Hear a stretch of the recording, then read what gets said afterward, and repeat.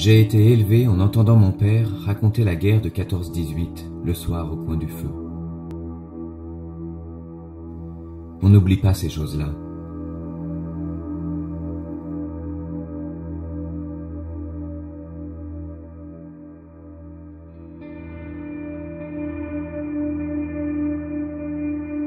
J'avais tricoté des petits drapeaux français que j'avais placés à côté d'une photo d'Hitler. J'avais écrit en gros titre « Le Dorifort numéro 1 ». J'étais persuadé qu'il ne soupçonnerait jamais une jeune fille comme moi.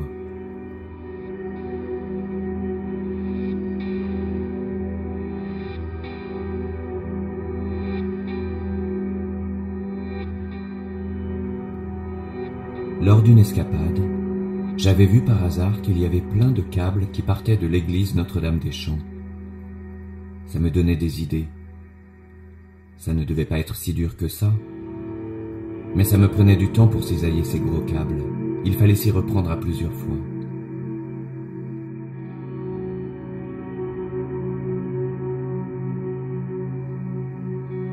La police française est venue m'arrêter chez moi. Ils m'ont donné quelques minutes pour me changer et faire un sac.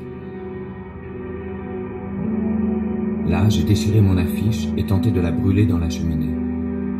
Mais le commandant m'a vu faire.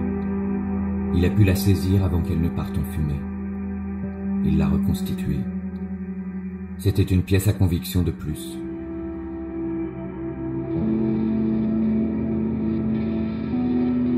J'avais été chargé par mes geôliers d'alimenter le poêle à bois dans les cellules des prisonniers. C'est ainsi que j'ai connu Robert. La rencontre a été brève, mais par la suite, il m'a fait passer un petit bout de papier.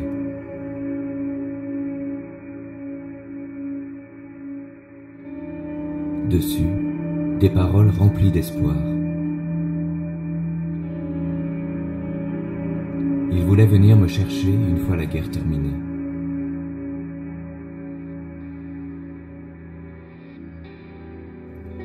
J'ai subi 18 interrogatoires.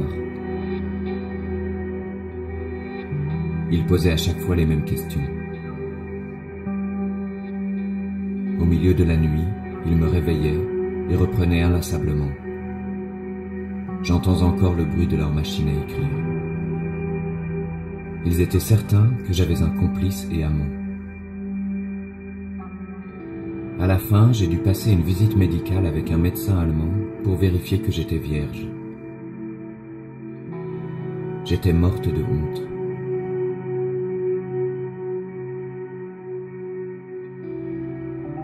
Heureusement, il était gentil.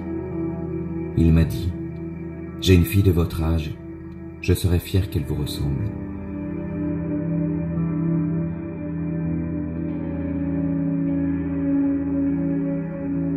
Les Allemands ne fusillaient pas les filles, ils les décapitaient.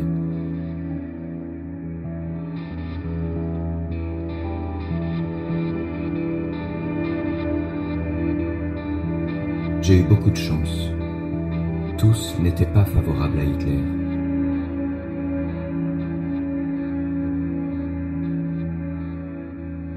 J'ai été la première à entrer dans ces wagons à bestiaux. Je me suis blotti près de la porte.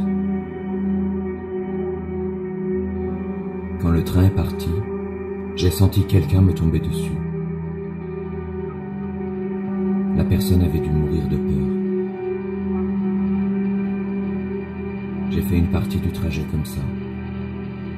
On était tellement serrés les uns contre les autres.